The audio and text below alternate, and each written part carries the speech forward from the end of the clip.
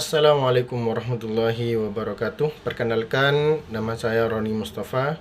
Di sini saya akan menjelaskan eh, bagaimana cara menciptakan tantangan dan kegiatan kepada anak yang berbakat. Yang pertama, saya menjelaskan apa sih tujuan dari menciptakan tantangan dan kegiatan terhadap anak yang berbakat. Yang pertama, membantu anak untuk mampu berpikir kreatif dalam memecahkan masalahnya. Kemudian yang kedua, membantu anak untuk mencapai konsep materi yang telah dia ajarkan. Kemudian yang ketiga, memberi kesempatan untuk menunjukkan potensi anak. Dari ketiga tujuan tersebut, nantinya anak akan menunjukkan keberbakatan dalam kesehariannya dan menunjukkan tantangan yang telah ia lalui setelah apa yang dia lakukan di setiap harinya, sehingga muncul keberbakatan anak nantinya. Di sini langkah-langkah untuk menciptakan tantangan. Yang pertama, memberikan pemanasan kepada anak, yakni secara mental, secara fisik. Mungkin kalau secara fisik kurang lah, kalau dalam negeri kita di Indonesia itu nantinya akan masuk ke dalam HAM, takutnya melebihi batas atau melebihi yang telah ditetapkan lah. Kemudian proses pemikiran yang produktif dan konvergen ke proses pemikiran divergen dan imajinatif. Kemudian yang kedua, sumbang saran, yakni tidak menentukan kritik, kemudian kebebasan dalam memberikan gagasan, kebebasan dalam berpendapat, kemudian kombinasi dalam peningkatan gagasan. Istilahnya dapat menukar pikiran kita antara satu dengan yang lain. Kemudian pertanyaan yang mengacu pada gagasan. Contoh, kata kerja yang memanipulatif dalam mengembangkan gagasan kreatif dengan melihat hubungan baru.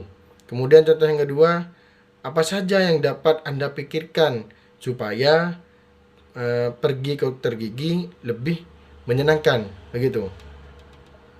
Kemudian yang keempat, yakni sintetik atau teknik berpikir kreatif yang menggunakan analogi dan metafora untuk membantu menganalisis masalah dan mengembangkan berbagai sudut tinjau.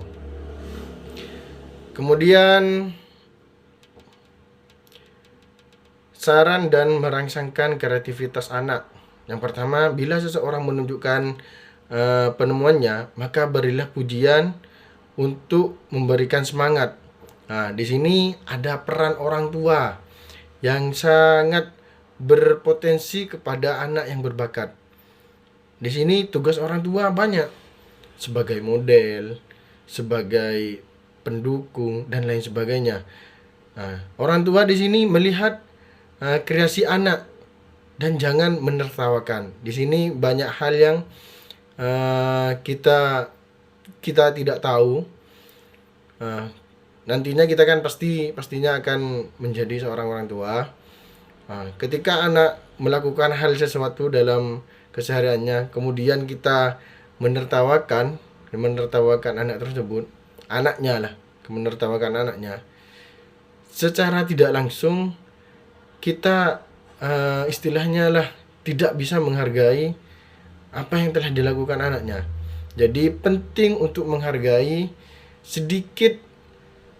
meskipun sedikit hal yang dilakukan anak tersebut, dan jangan sekali-sekali untuk memarahi anak dalam untuk berpikir kreatif, imajinatif.